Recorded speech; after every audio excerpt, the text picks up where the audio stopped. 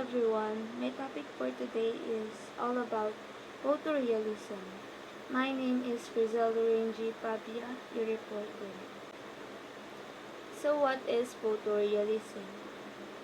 Photorealism, also referred to as superrealism or hyperrealism. It is the genre of art that includes painting, drawing, and other realistic media that was coined in reference to those artists whose work relied intensely upon photographs which they frequently anticipated onto canvas, permitting pictures to be recreated with exactness and precision. It became animated in the 1960s through the 1970s in America as an opposing force to abstract expressionism. In its resistance, photorealism aligned itself to pop art, and the two fields of art work in view of photography. The word photorealism was coined by Louis K. Maisel in 1969. Characteristics of photorealism. Qualities of photorealist painting incorporate outrageous detail and exactness, great clarity, emotional neutrality, and often venal subject matter. Photorealists require impressive technical skill so as to make realistic lighting, reflections, or reflected impact. History of photorealism. The art movement emerged in the United States in the late 1960s and reached its height in the 1970s. A style mostly associated with paintings. However, some artists have created photorealistic sculptures. It came out in reaction to two environmental factors. Firstly, around the 1960s, two art movements dominated art world days: abstract expressionism and minimalism, wherein passion of both favored the artist's ideas, processes, and subjectivities over interpretation of the real world. Secondly, around the same time, images became flowing purposely into people's everyday lives as camera technology rapidly advanced. The image, as a visual representation of something or someone, began to lose its value as it flooded the mainstream and no longer had a prominent place in art. Like with pop art, photorealism emerged as a reaction to this. The movement was first coined and defined by the American author and dealer Louis K. Maisel in 1969-1970 through very specific 5 criteria. Number 1, the photorealist uses the camera and photograph to gather information. Number 2, the photorealist uses a mechanical or semi-mechanical means to transfer the information to the canvas.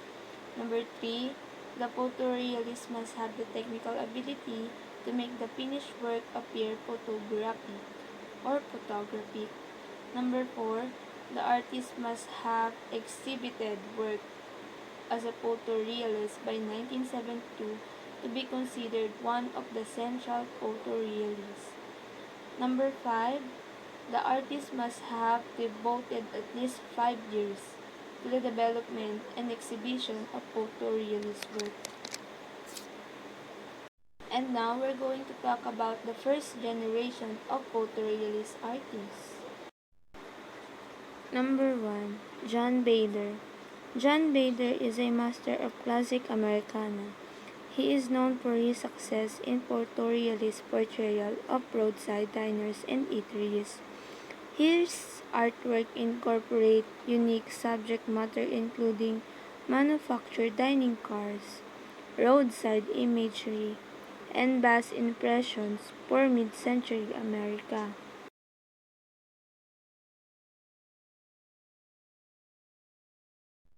Number 2, Chuck Close. Chuck Close is noted for his highly inventive techniques used to paint the human face. He rose to fame in the late 1960s for his large-scale photorealist portraits. He is a modern American artist who has achieved international recognition for his large-scale portraits.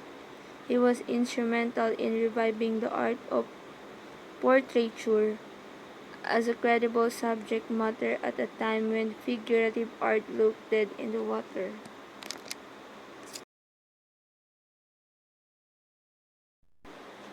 Number 3. Richard Estes, best known for his paintings of city scenes in New York, compiling his composition from multiple source photographs. He often incorporates reflective surfaces, such as shop windows and shiny cars, yielding mirrored imagery that serves to enhance what the naked eye is capable of perceiving.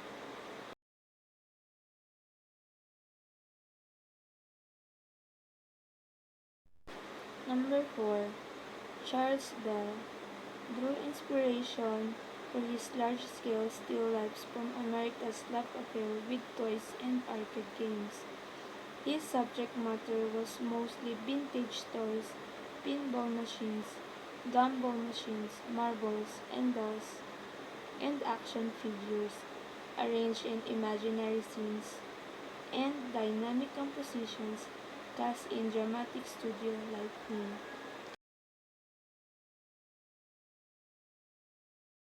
Number 5. Audrey Flack, known for pioneering the photorealist genre of art, particularly with portrayals of women, everyday objects, and moments in relatively recent history. She turned to figurative self-portraiture, a change in direction that was a response in part to challenging personal circumstances.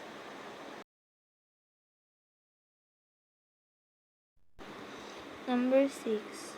Ralph Goings or Ralph Goings, best known for his paintings of 35 mm color slides that illustrate the familiar middle-class imagery of California.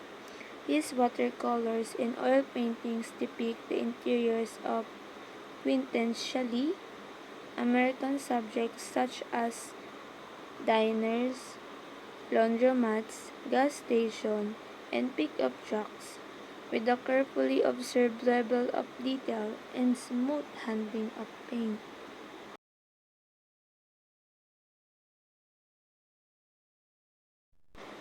Number 7. Robert Bichel or Robert Bichel, American photorealist painter known for his depictions of sunlit streets and everyday life. With a distinctive non-narrative aesthetic, his watercolors and oil paintings document friends, family, automobiles, and architecture in San Francisco Bay Area. Lastly, number 8. Howard Kanovitz was a leader of photorealism, a documenter of style passion, depicting members the art scene at openings, or superimposing known critics and curators onto images of boardroom meetings. In his particular style, he explored the intersections of painting, photography, fiction, and fact.